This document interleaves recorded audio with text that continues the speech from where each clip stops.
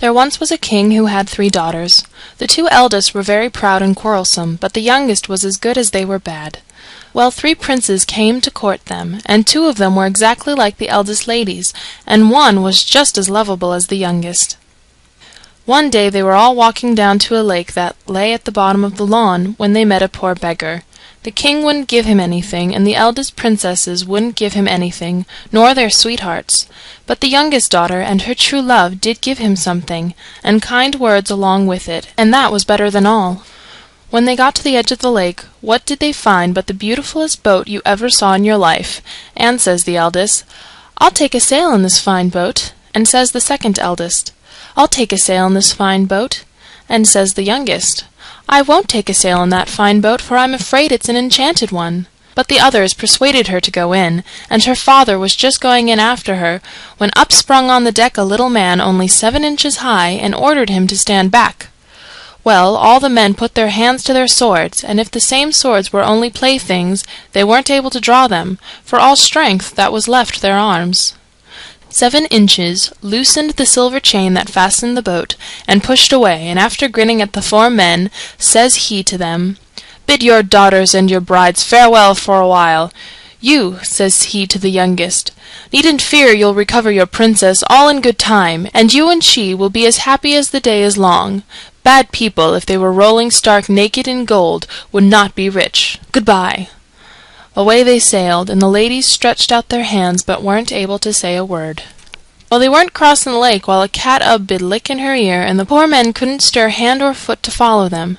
They saw 7 inches handing the 3 princesses out of the boat and letting them down by a basket into a draw-well, but king nor princes ever saw an opening before in the same place.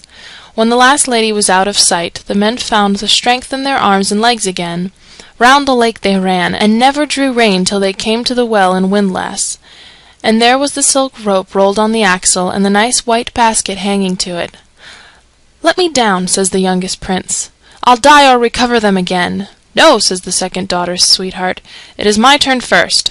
And says the other, "I am the eldest." So they gave way to him, and in he got into the basket, and down they let him. First they lost sight of him, and then, after winding off 100 perches of the silk rope, it slackened, and they stopped turning. They waited 2 hours, and then they went to dinner, because there was no pull made at the rope. Guards were set till next morning, and then down went the second prince, and sure enough the youngest of all got himself let down on the 3rd day. He went down perches and perches, while it was as dark about him as if he was in a big pot with a cover on. At last he saw a glimmer far down, and in a short time he felt the ground. Out he came from the big lime kiln, and lo! And behold you, there was a wood and green fields, and a castle and a lawn, and a bright sky over all. "It's in Ternananog I am," says he. "Let's see what sort of people are in the castle." On he walked, across the fields and lawn, and no one was there to keep him out or let him into the castle. But the big hall door was wide open. He went from one fine room to another that was finer, and at last he reached the handsomest of all, with a table in the middle. And such a dinner as was laid upon it! The prince was hungry enough, but he was too mannerly to eat without being invited. So he sat by the fire, and he did not wait long till he heard steps, and in came 7 inches with the youngest sister by the hand. Well, prince and princess flew into one another's arms, and says the little man, says he, "Why aren't you eating?" "I think, sir," says the prince, "it was only good manner to wait to be asked." "The other princes didn't think so," says he. "Each of them fell to without leave, and only gave me the rough words when I told them they were making more free than welcome. Well, I don't think they feel much hunger now. There they are, good marble instead of flesh and blood," says he, pointing to 2 statues, one in one corner and the other in the other corner of the room. The prince was frightened, but he was afraid to say anything, and 7 inches made him sit down to dinner between himself and his bride. And he'd be as happy as the day is long, only for the sight of the stone men in the corner. Well, that day went by, and when the next came, says 7 inches to him, "Now you'll have to set out that way," pointing to the sun, "and you'll find the second princess in a giant castle this evening, when you'll be tired and hungry, and the eldest princess tomorrow evening, and you may as well bring them here with you. You need not ask leave of their masters, and perhaps if they ever get home they'll look on poor people as if they were flesh and blood like themselves." Away went the Prince, and bedad!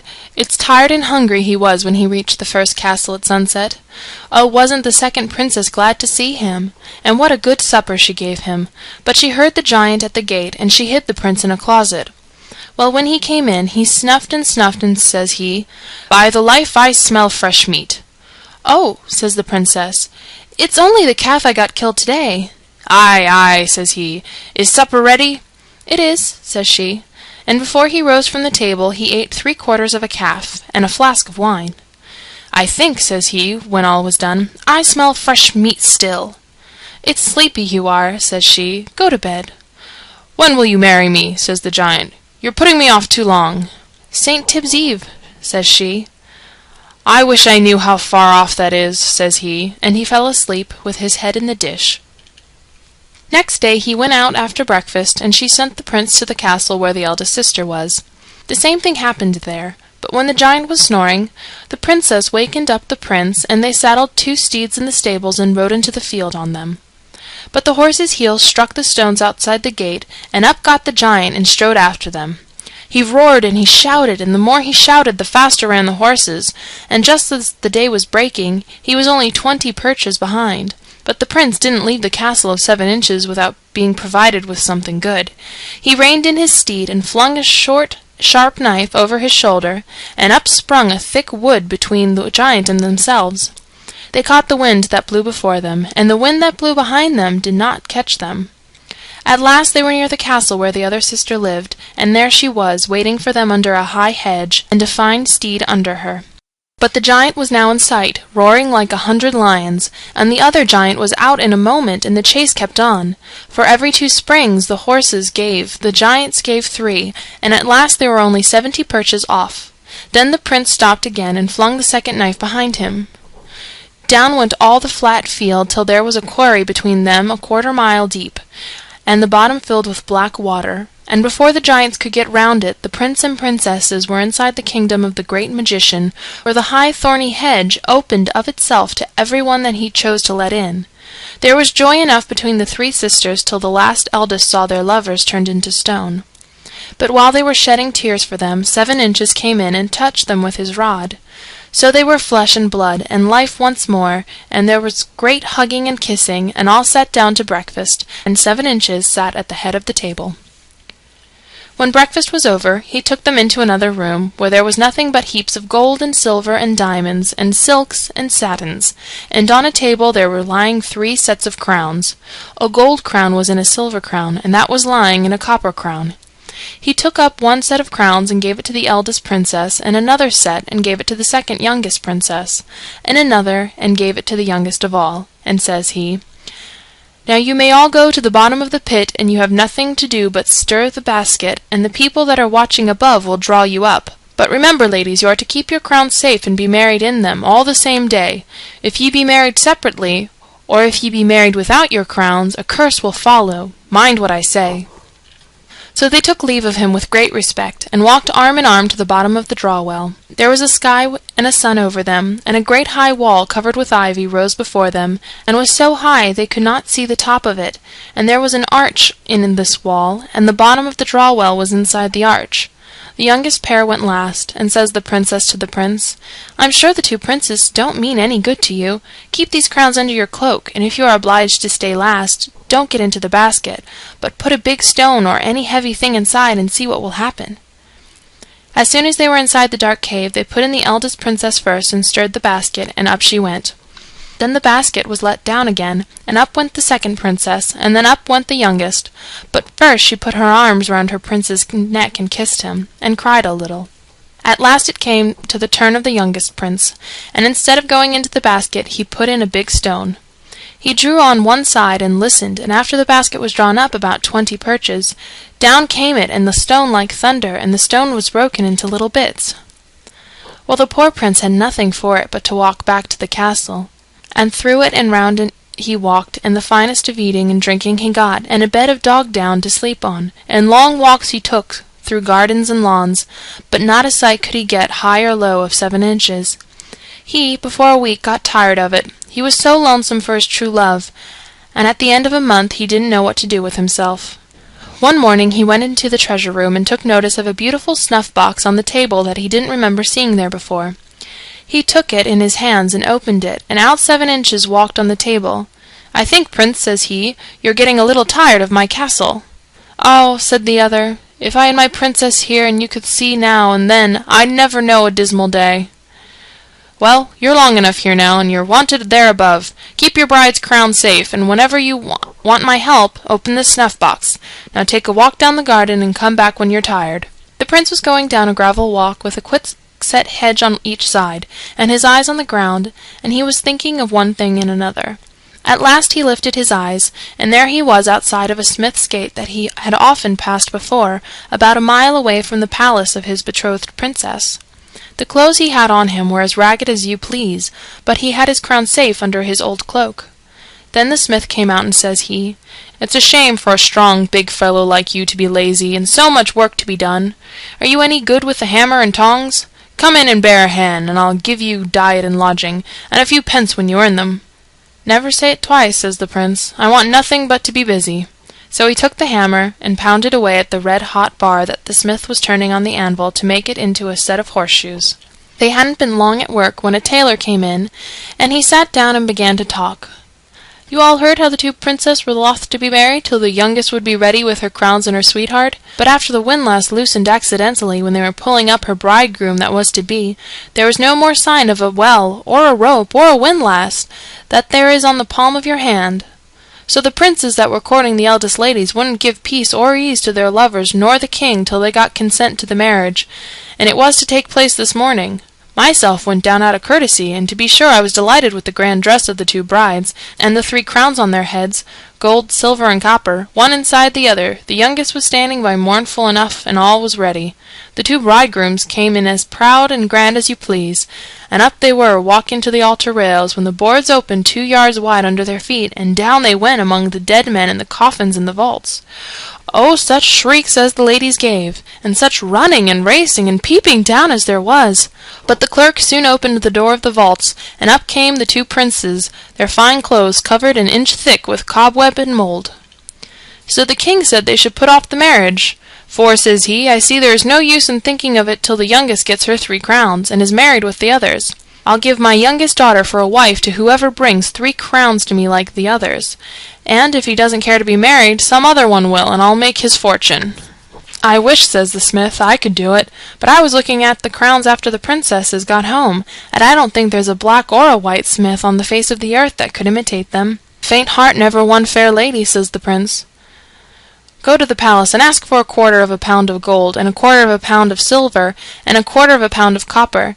Get 1 crown for a pattern and my head for a pledge. I'll give you out the very things that are wanted in the morning." "Are you in earnest?" says the smith. "Faith I am so," says he. "Go, you can't do worse than lose."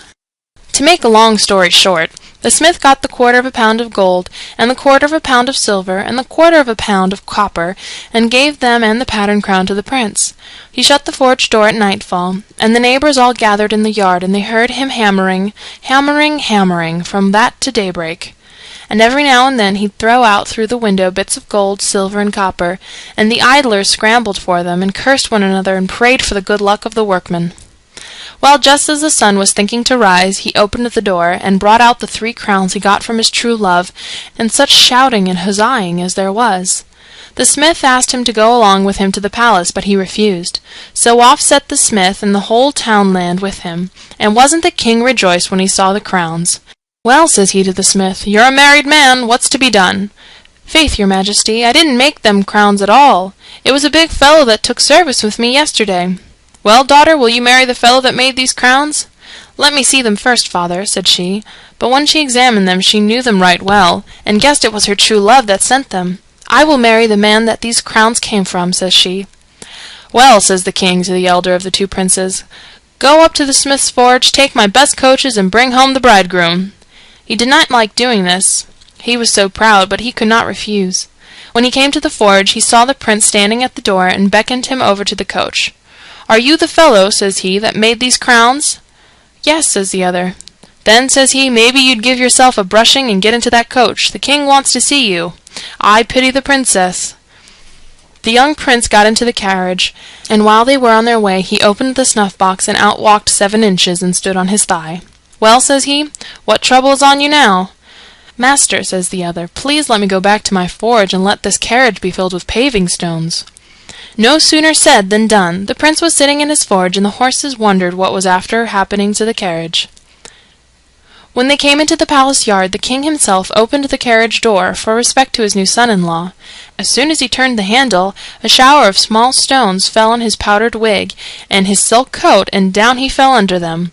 There was great fright and some laughter, and the king, after he wiped the blood from his forehead, looked very cross at the eldest prince. "My lord," says he, "I'm very sorry for this accident, but I'm not to blame. I saw the young smith get into the carriage, and we never stopped a minute since." "It's uncivil you were to him. Go," says he to the other prince, "and bring the young smith here, and be polite." "Never fear," says he. But there's some people that couldn't be good-natured if they tried, and not a bit civiller was the new messenger than the old, and when the king opened the carriage door a second time, it's a shower of mud that came down on him. "There's no use," says he, "going on this way." The fox never got a better messenger than himself. So he changed his clothes and washed himself, and out he set to the prince's forge and asked him to sit along with himself. The prince begged to be allowed to sit in the other carriage, and when they were half-way he opened his snuff-box. "Master," says he, "I'd wish to be dressed now according to my rank." "You shall be that," says 7 Inches. "And now I'll bid you farewell. Continue as good and kind as you always were. Love your wife, and that's all the advice I'll give you." So 7 Inches vanished, and when the carriage door was opened in the yard, out walks the prince as fine as hands could make him, and the first thing he did was to run over to his bride and embrace her. Everyone was full of joy but the 2 other princes. There was not much delay about the marriage, and they were all celebrated on the one day. Soon after, the 2 elder couples went to their own courts, but the youngest pair stayed with the old king, and they were as happy as the happiest married couple you ever heard of in any story.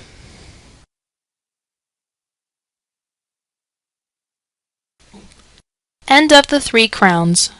This recording is in the public domain.